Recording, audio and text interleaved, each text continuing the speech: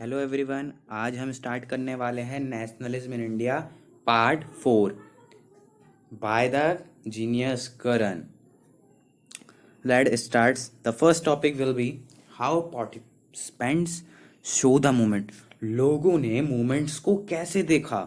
Different डिफरेंट्स लोगों ने। जो रिच पीजेंट थे, मतलब लैंडलॉर्ड्स थे, उन्होंने इस मूवमेंट्स को कैसे देखा? जो रिच पीजेंट्स की कम्युनिटीज़ थी, जैसे कि यहाँ पर थोड़ा गलत लिख दिया है मैंने, जैसे कि पाटीदार्स थे गुजरात के और जट्स थे यूपी के। वो क्या एक्सेप्ट कर रहे थे कि जो रेवेन्यू टैक्स देना पड़ता है ना उनको, पुअर पीजेंट्स से जमा करके ब्रिटिश ऑफिसर्स को, वो थोड़ा कम हो जाए। तो ब्रिटिशर्स ने जब ये ऐसा सुना कि उनको कम करना है तो वो रिफ्यूज़ करने लग गए। तो इसीलिए रिच पीजेंट लोगों ने क्या करा, मूवमेंट को ज्वाइन कर लिया। कौन से मूवमेंट को ज्वाइन कर लिया दोस्तों? सिविल डिसोबीडियंस मूवमेंट को। और जब गांधी जी ने, जब वायलेटेड हो गया था ये मूवमेंट, कैसे वायलेटेड हुआ था? As we know that violated हुआ था जब महात्मा गांधी को अरेस्ट कर लिया गया था। आपने यदि प्रीवियस वीडियोस नहीं देखी तो कृपया कर उसको देखें।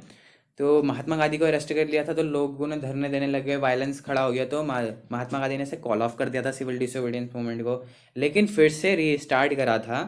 तो ये रीस्टार्ट जब हुआ तो वे, ये जो रिप्रेजेंट थे वो ज़्यादा सहायता नहीं कर पाए, वो ज़्यादा जॉइन नहीं हो पाए इसमें।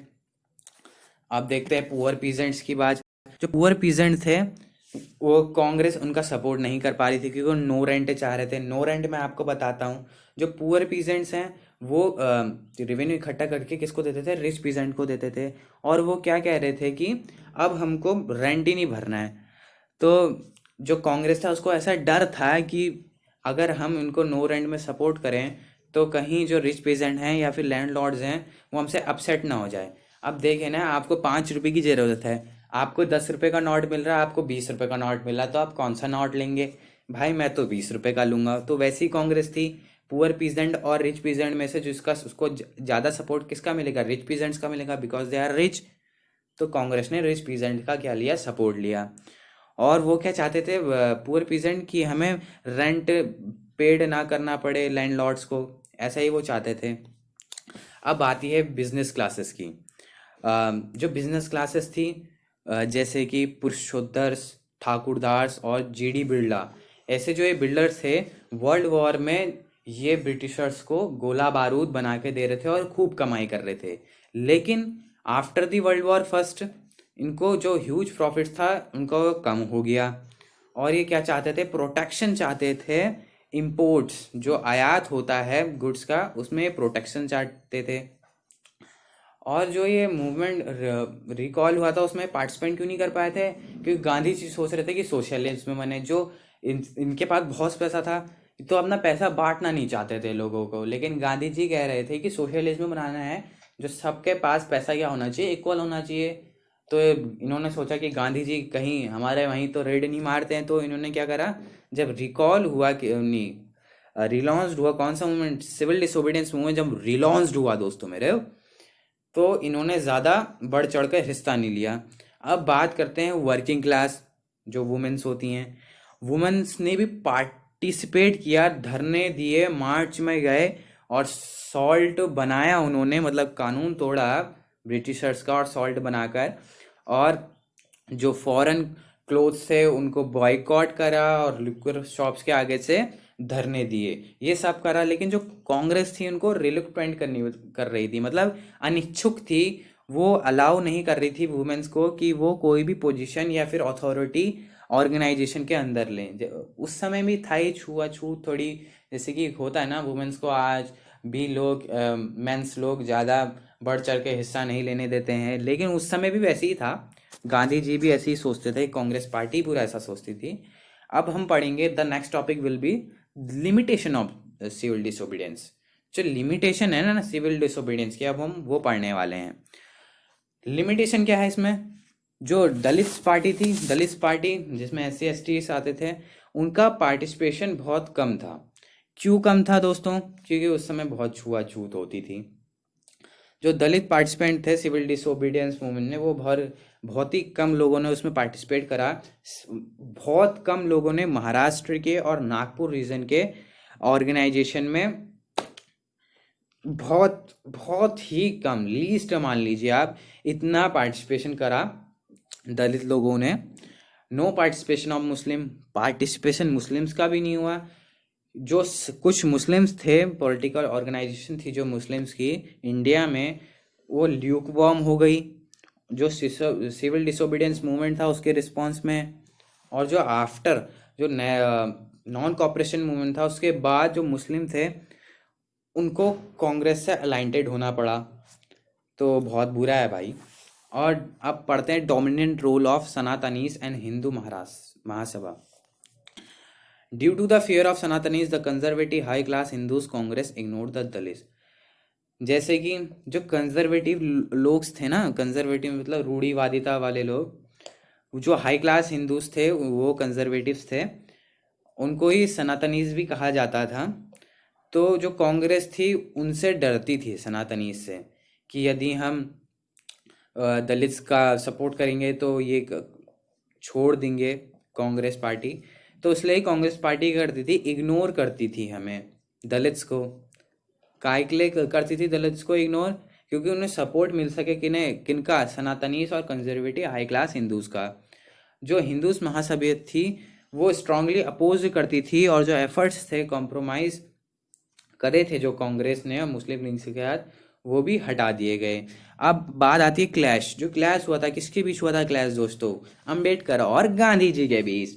1930 में अंबेडकर टकराए वैसे नहीं, उन्होंने जो सेकंड राउंड टेबल थी उन्होंने भी वहाँ पार्टिसिपेट किया था, बिकॉज जो ब्रिटिशर्स थे उन्होंने हर कम्युनिटी से एक प्रतिनिधित्व चुन के, मतलब रिप्रेजेंटेटिव चुन के हर एक कम्युनिटी का वहाँ बुलाया था सेकंड राउंड टेबल कॉन्फ्रेंस में।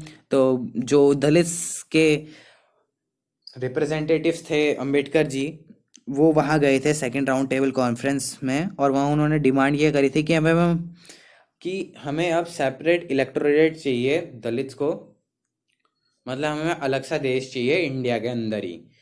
तो अब यार गांधी जी कह रहे थे कुछ तो करना ही पड़ेगा इनके लिए अब। तो गांधी जी ने क्या करा? गांधी जी ने पूना पैक्ट करा। लेकिन अब वो अभी हम पढ़ेंगे नहीं, अभी हम पढ़ेंगे पार्टिसिपेशन हैव डिफरेंट एस्पेक्ट्स।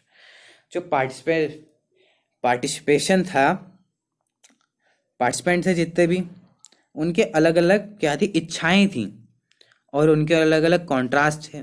जो डिमांड्स थी कुछ इंडस्ट्रियल वर्कर्स की, और जो कॉन्ट्रास्ट हुए वो किसकी भी थी? वो रिच पीजेंट्स के भी थी, पुअर पीजेंट्स के भी थी।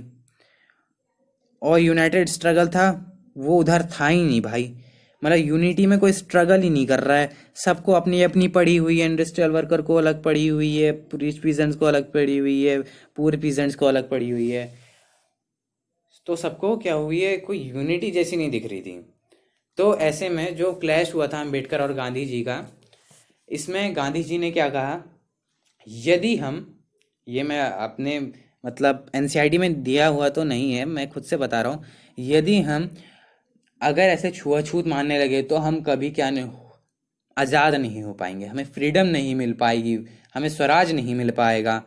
तो ऐसे ही अम्बेडकर जी ने बात क्या कही थी कि हमें अलग देश चाहिए, जैसे कि हमने प्रीवियस पेज में पढ़ा है, clash between Ambedkar and Gandhi ji. तो वो क्या कह रहे थे कि हमें एक अलग सा ही देश दे दो। तो गांधी जी ने कहा यार इससे तो बंटवारा हो जाएगा। तो गांधी जी अब अनशन में बैठ गए, अनटू द डेथ, डेथ तक, जब तक वो मरते नहीं। तो ऐसे ही तो गांधी जी ने ऐसा अनशन करा, तो डॉक्टर भीमराव अम्बेडकर जी को उनके सामने झुकना पड़ा। तो सितंबर 1932 को ये साइन हुआ पूना पैक्ट। किसके बीच हुआ? डॉक्टर भीमराव अम्बेडकर और महात्मा गांधी के बीच। जो पूना पैक्ट क्या था? पूना पैक्ट में क्या था? जो डिप्रेस्ड क्लासेस है, मतलब जो दलित लोग हैं, उनको रिजर्व सीट दी जाएगी प्रोविंशियल और सेंट्रल लेजिस्लेटिव काउंसिल्स में। अब चलो नेक्स्ट में बात करते हैं the sense of collective belonging. अब भाई आपने नेशनलिस्ट को जगा दिया, बट आपको यूनिटी भी तो इकट्ठा करनी है। यहाँ पर अभी हमने पढ़ा कोई यूनाइटेड स्ट्रगल नहीं था वहाँ। तब यहाँ यूनिटी इकट्ठे करने के लिए यूनाइटेड स्ट्रगल की हमें एक्सपीरियंस होने की एक ज़रूरत थी। तो उसके लिए क्या लाए गए, सॉन्ग्स लाए गए, पॉपुलर प्रिंट सिंबल्स लाए गए, और ये क्या बनाए, पार्ट बनाए, सबने एक पार्ट रोल प्ले किया नेशनलिज्म की फीलिंग को जगाने के लिए। तो 1921 में गांधी जी ने एक स्वराज फ्लैग डिज़ाइन किया था, जिसमें जो ट्राई कलर का था, रेड ग्रीन और वाइट, जिसमें बीच में एक स्पाइनिंग व्हील भी थी, जो क्या दिखा रही थी, क्या रिप्रेजेंट कर रही थी कि अब हमें क्या करना है, स्वराज करना है, आइडियल ऑफ सेल्फ हेल्प, स्वरोजगार, रोजगार, एज वी नो दैट। उन्होंने व्हील बनाया। व्हील मतलब कि आप स्वदेशी बनो, कुछ ना बनो, स्वदेशी मतलब आत्मनिर्भर बनो। मोदी और गांधी जी के थॉट थोड़े थोड़े सेम जैसे लगते हैं हमें। अब जो भारत माता की एलिगरी थी, जो किसने बनाई थी, बाय बंकिम चंद्र चट्टोपाध्याय। तो चट्टोपाध्याय वो चैटर्जी भी वही हैं, ज़्यादा कंफ्यूज मत होइएगा आप। और ट्राई कलर फ्लैग लाया गया 1932 में, और 1870 में उन्होंने वंदे मातरम भी लिखा था। आप पढ़ते होगे ना कि बंकिम चंद्र चट्टोपाध्याय ने नहीं, बंकिम चंद्र चटर्जी ने लिखा। तो चट्टोपाध्याय और चटर्जी दोनों एक ही व्यक्ति हैं, ज़्यादा कंफ्यूज मत होइएगा मेरे दोस्तों। और जो इंडियंस लीडर्स थे, वो उन्होंने फोल्क कल्चर का यूज़ करा और फोल्क टेल्स का यूज़ करा, किसको बढ़ाने के लिए, डेवलप बढ़ाने के लिए, फीलिंग ऑफ नेशनलिज्म, पीपल्स को फीलिंग लाने के लिए, पीपल्स के अंदर किसकी, नेशनलिज्म की, कि हमारा एक देश है जिसके लिए हमें लड़ना है। और later the famous painting of Bharat Mata, और बाद में भारत माता की पेंटिंग बनाई, किसने बनाई, अविंद्रनाथ टैगोर जी ने।